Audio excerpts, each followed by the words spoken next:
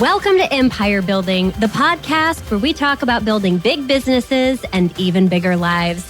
I'm your co-host, Seychelle Van Poole. I'm Wendy Papazan. I'm Sarah Reynolds.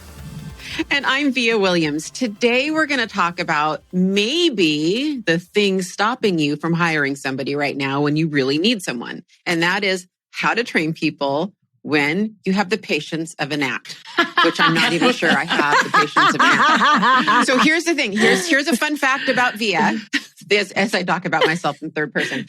So we take these like behavioral assessments, and literally the one thing that rules my life, and it's the number one driver of how I act, is my impatience. My impatience is in the top 0.0001% of the population.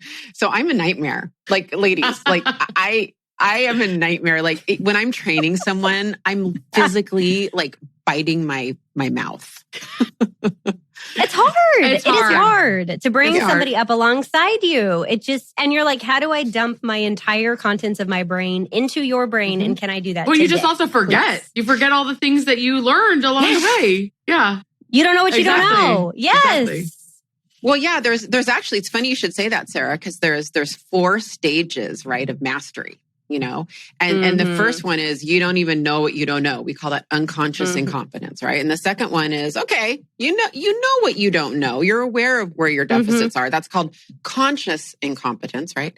And then the third one is, I know what I know. I'm in it. I'm still kind of, focused consciously on the tasks and whatever. And then the fourth one is unconscious competence, which we would call mastery. And that's when you're just so good at something, you don't even know what you do anymore. And so I find that what makes training hard is you have to go from step 4, unconscious competence, back into step 3, conscious competence. So you have to just be aware. Point. Yeah. Well, and what's interesting too is that training is very different than teaching, which a lot of us like. Yes, Wendy. Oh my gosh. Yes. But most of us don't like training because it requires you to slow down, like Via was saying. So and requires like a step-by-step, which most of us are more in, like, just like this podcast, we're more focused on the mindset or like the big picture thinking of it, and then you fill in the rest of the holes. So yes, totally. Well, I think mainly all of us are like, well, here's what you do. Just do it. Figure it out. Okay, let's go. Right? Yeah. Which is not true training. Yeah. So today we're going to talk about what makes training successful, which I'm actually super excited about, because this is an area in my organization where I know we can use some work. And I know it's an area where I can use some work myself. So I'm pretty excited about the topic today. Yeah. And we're also going to go over some hacks, Wendy, because when you're as impatient as me, I have had to learn how to adapt, right? So I feel like I can help with some things. I have a staff of about, 50 people that I help oversee, and about 1,650 agents, and so I've had to kind of get purposeful on this topic. And in fact, it's interesting because the reason I thought this was a good topic is I have so many real estate agents. And again, that's the industry we're in right now. But I have so many real estate agents, almost every agent I know that's really busy, coming to me for coaching saying, like, I want to hire someone. I'm done. I'm overworked. I'm overwhelmed, but I don't have time to train them. I mean, that's the number one problem blocking them from hiring someone, right? So ladies, here's a couple things that I think we can kind of use to jump into this from a mindset perspective, right? And that is, and this is an affirmation that I'm saying to myself, right? Training is a process, not an event. So I always, right? Story of my life. Good self-talk. Good self-talk. Via process. So I'm like doing the Zen moves with my hand, if you could see me, like the Huspraba. But I'm already feeling like the stress and the impatience just talking about it. But so what I mean by that is, like, it's not like 2 hours, boom, baby, we're done. It's like this whole process. And, depending on what the role is, if it's an ops role or an admin role or whatever it is, I think it's important to lead this off with that mindset. And just to be clear, Via, what that means is many of us think we do spend 2 hours with someone and we're like, train them, check. Okay. And then they come, 2 hours later with a question, and we're like, like, I just went over that with you, right? And then we get to, yeah, didn't you get that the first time? I didn't ask you to do it at all. Yeah, I mastered it. Are you seeing inside my brain right now? You just totally went inside my brain. Yes, because to be clear, although you may be the queen of impatience, Via, I would guess that all four of us are quite impatient. Oh, I would guess we are not just us four, Wendy. I would guess half of our listeners are nodding their heads right now. If not more.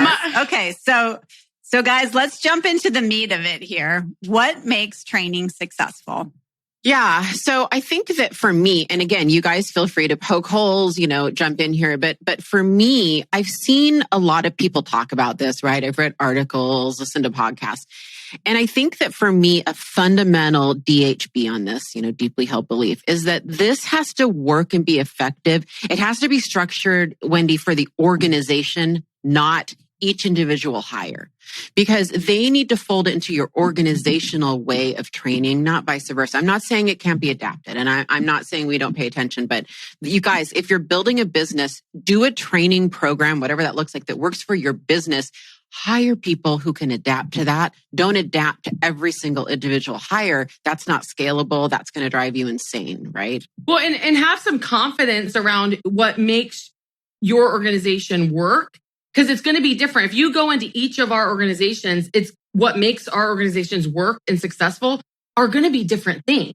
And so have confidence when you're training that, hey, you know what you're doing and what works within your system and within your model. Yes. And it really doesn't matter what works in others. I know that sounds weird, but it doesn't matter what works in others. Have confidence in terms of what works in your organization. I think the better you get the training down into a system. And I would say, that all of us are working hard on that. And that's a continual evolution. But the better you get that down, that really becomes your secret sauce for how quickly you launch people into success. And so if you really want people to get up and running quickly, it's going to be the quality and intensity you put into systemizing your training that will actually see the back end results on that. Yeah. Yeah. And remember too that some of those intangibles like mindset, values, other characteristics that aren't necessarily tactical things, culture, those are all a process, right? Again, it's not something that you can hand someone in a binder and have them read over their lunch break and assume that it's completely assimilated. So particularly the mindset, especially those of us that have been inside Keller Williams for any length of time, who find no problem with thinking bigger, wanting more, being learning based, all of those things that are very integral to our company aren't things that always come naturally to someone. And so it's almost your mindset. Obviously you want to hire someone with the right fundamentals of their mindset, but it's, for sure a process. And it's almost like through osmosis.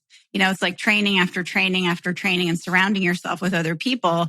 People's mindset is going to get in the right place. And we take that for granted, I think, especially for those of us that have been here for any length of time. We also we underestimate it. Like 100%. Like, for example, just what's going on in my world is our main DC Metro team conversion on appointments is like double the conversion of our locations. And for some reason, I totally underestimated that my DC Metro agents have been in our training and system for 8 years. 8 years, right? And then you have a new team come in that's learning it from scratch.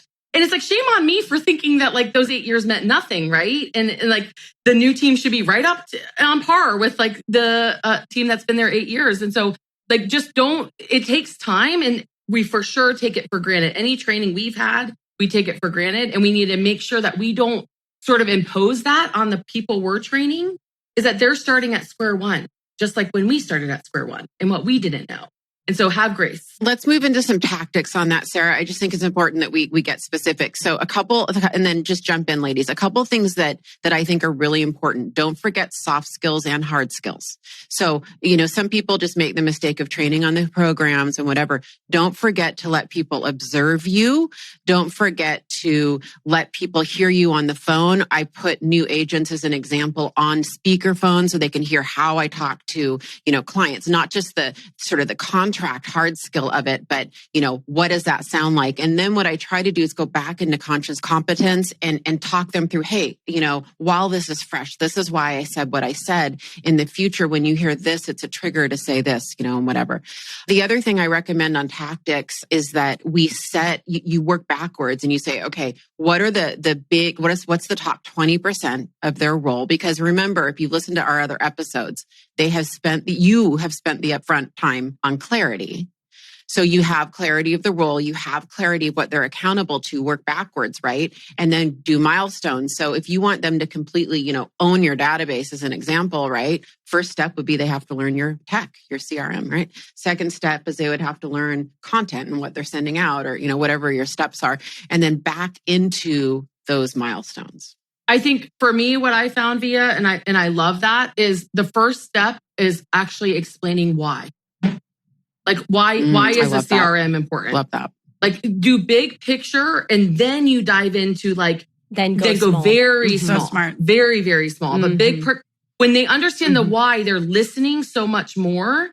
And before we would go small right away and then they didn't understand the end result. And then that would come back as feedback of if I would have known that from the beginning, I would have understood what we were working towards. And so sort of start with the end in mind, explain that to them, explain why this is important, and then go really small in terms of the explaining. I would also say, in addition to explaining the big why behind that, we also set the stage for what a top performer looks like as a part of their 20%. And so we set their training then to train them aggressively towards being the top performer right away. So instead of baby stepping it up, we step it big and then can scale it back if we have to, but we actually set it really big.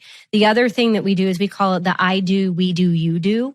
And that's what Via was talking about and moving through the 4 stages, but that's what we call it. And so when we're in the middle of training, it's I'm going to do it with you by my side, but I'm going to do it. Then we are going to do it and we'll co-train on this. And then you're going to do it and teach me. Because a lot of times the best way to learn is to teach. And so we use a lot of that I do, we do, you do. Yeah, I love that. And then we just want to make sure that we've hired the right person for the right job. I know that sounds basic, right? But if we're hiring someone who has to be on the phone all day, they have to be comfortable being on the phone. They probably should like being on the phone all day, So really getting that right person and getting the right training and having them be in the right seat on the bus. So another tactical thing, and I know it sort of feels like we're going all over the place here, but honestly, these are really practical things that you can put into place. I know all of us aren't super detail oriented, high C people, but at times you have to train someone in a role. Say, I love that with salespeople. That's our jam, training salespeople, because they're just like us, right? I mean, we're pretty good at that. It's when got it. Yeah, Let's exactly. Go. Okay, yeah. Next one. It's when you're training. Yes, when you're training a role that is not your natural, something that I have found natural self, something that I have found that has helped me because it's hard for me to think about all the details in the process. Is I explain to them, I'm not super detail oriented. I know how to do this job, and so what I'm going to ask of you is I'm going to go through a lot of details. Please write everything down. Also write the questions down. And we're going to circle back. I'm going to give you 30 minutes to an hour at the end for me to go over questions. Because what I found is when you're training something on a very detail-oriented job, when you're not detail-oriented, their questions sometimes can interrupt you to where you're having a hard time training them.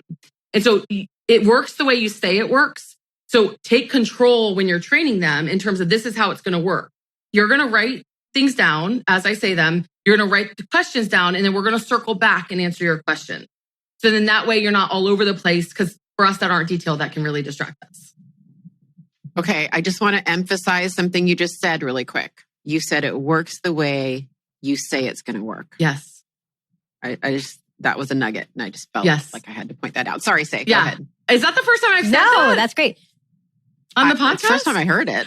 I say it about 5 times a day around. I wrote that goal down. Awesome. That was gold nugget. The other thing, this is almost like the anti-training, but I'm going to say it, which is this is going to be good.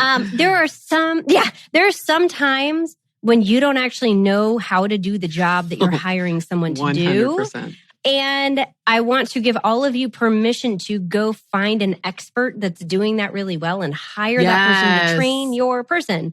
We had to do that with inside sales. I'm not an inside salesperson. That is not my natural gift. But you know what? We needed someone, and we needed an amazing person to train them, like Anna, who did an incredible job training our ISA. So don't be afraid to spend money on the right person to train your right hire to succeed. Yeah, especially when you're getting your organization up and running. And, one of the gifts that I got was my first director of operations. She's actually my first assistant who turned into a director of operations. She had a love for training and a love for teaching. And so she really helped me a lot at the beginning with training people. And so, that's not always something you're necessarily looking for in your first assistant or your first operations director. But I mean, if they have it or if they like it, that's a really nice bonus because it'll help your organization grow faster. Yeah. Okay. So I want to move into another like hack and tactic that I use a lot. And I'm going to start it with a hactic. A hactic. Oh, you are so good. Wendy, the wordsmith, strikes again. Wendy. Gosh, I miss you ladies. Can we just spend every day together? So good. I'm going to go buy that URL. Yeah, you need to. Because are you literally doing it now? So look up. I'm talking. Oh my gosh, were you literally I'm listening. No, she was trying to buy it.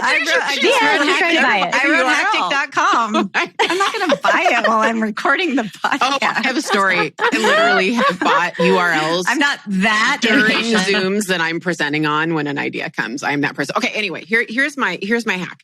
And it starts with a story. I was getting overwhelmed, story of my life. Like, I pile on a little much.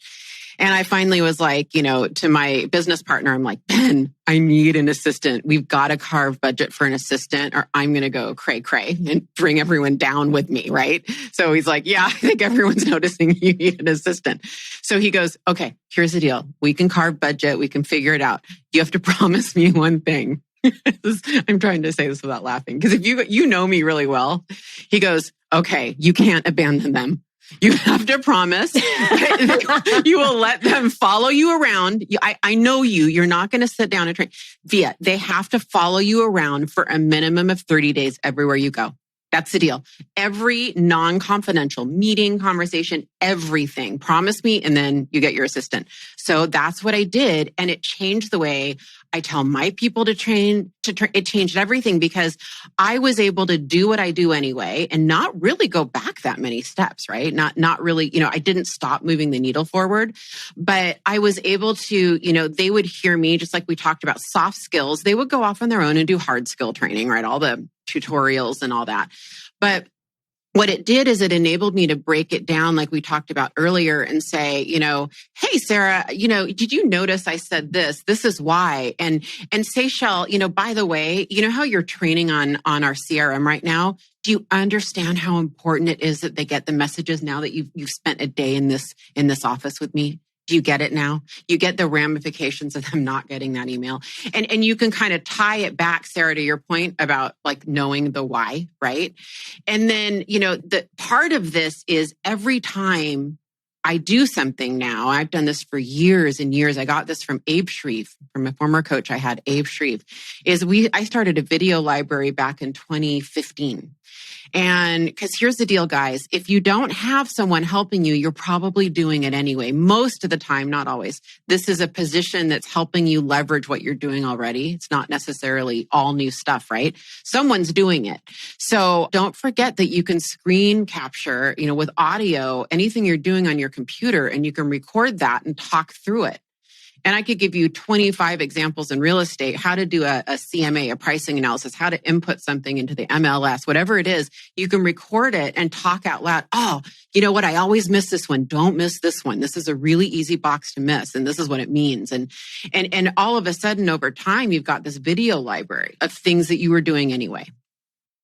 Yeah, I think that's so smart. Yeah, because I think a lot of people, especially when they're looking to move from E to P in terms of just being a solopreneur to really building a business, this idea of like having to train someone and I don't have systems and I got to get my systems in order is really a huge mindset block. But the good advice that I got at the beginning is you just need to hire someone who's good at creating systems for you. And all they need to do is follow you around, And then I would take it a step further. Either they're doing the video, they're the one doing the videos, right? They're the ones that are actually doing it. And at the same time, they're taking notes. And those notes are the foundation of your operations manual. Yep. I love that. 100%. And that's the way to overcome that I don't have time to hire someone right now to train them. Like, well, do you have time for someone to follow you? Like it's not adding any additional time to your schedule. Just have them follow you around, right? I had a coaching call with Gary Keller on Friday, and I was telling him some of our struggles that we're having right now. And, he reminded me of, he paid someone for 6 months to follow him around and to document. And that's where a lot of what Keller Williams was built on came from, was those 6 months. And so it's okay to have someone, like, I don't have a training program, but I know how to do this job. So just come with me, right? Come watch me and take really good notes, really, really good notes. So I love that, Via. Yeah. And I think just to drive a nail in that, we can move on, but it's such an important topic because many of our listeners, we're in service-based, businesses, right? Whether it's financial advising, insurance, real estate, whatever, we're not manufacturing widgets, right? That's right. And we get paid for our soft skills. And that's why we do so many episodes on soft skills. We've done episodes on communication, on EQ, emotional intelligence. And, soft skills are very, very important. And I think in training, if you get anything from this episode, it's don't forget those. Don't forget, even with an ops admin position, right? They're people facing most likely. They're either, many of us are running customer service representative sales forces, potentially consumer facing, right? Certainly our sales forces are. And so it's not just how to train someone to input things and do data entry or do social media. It's the copy behind it, how you talk, how you present, all of it is really important. How you send an email. Right? I mean, everything. The how and the why. Yeah. The other thing I would mention too, as your organization grows, is the value in cross training. So that you're not only one step away from getting that job back always, because you can train and all of a sudden you train in these silos. Everybody's highly trained in what they do, but nobody knows what the person next to them does.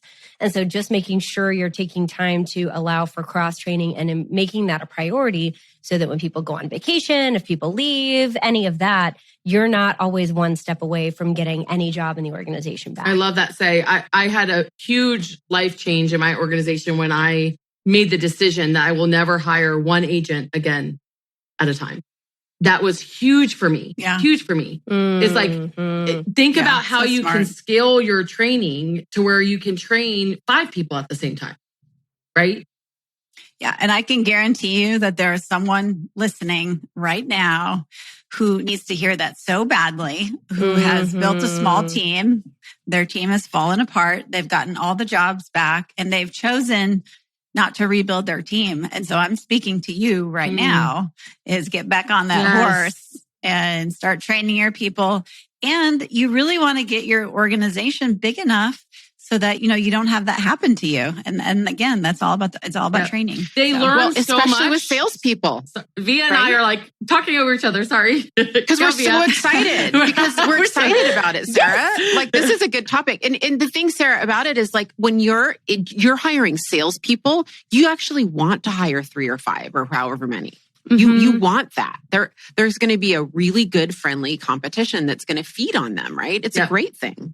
They learn so much from one another. So part of our onboarding training process with our agents is they do their buyer and listing presentations in a group and 5 people watch them. And then they see the coach give feedback and they learn so much from others learning what they learn and seeing different ways of saying things and things like that. It's very powerful to train in a group. Very powerful. So. I agree. So what we kind of went over today was the mindset that this is a process, not an event. It's not going to happen overnight. It's not just one thing, right? And then we also went over, ladies, some tangible tactics on, what to put in your training modules, whatever you want to call them, having milestones, being super clear on what the outcome you want to be on their top 20%, right? Sarah had a great idea on, look, train 4 or 5 people if you have a big organization. Don't just bring one person on, especially sales forces. I couldn't agree more with that. We talked about doing a video library where you're screen capturing your stuff. We talked about, what else did we talk about, ladies? Soft skills versus hard skills, making sure you're addressing those. And having confidence, cross-training, having confidence, cross-training, and I do, we do, you do. Mm-hmm. Yeah. And I do, there are feedback loops. Yeah. Well, once again, our valued listeners, we thank you for joining us today. We hope you got something out of the episode, and we would love you guys to tell all your friends about it and refer us to them. Have a great day, and thank you. Bye, guys. Bye, guys. Bye. Thanks for listening to Empire Building. If you like what you heard, join our tribe by subscribing on your favorite podcast platform and help us spread the word by leaving a 5-star rating and review.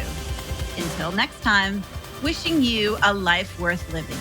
And remember, you are an empire builder.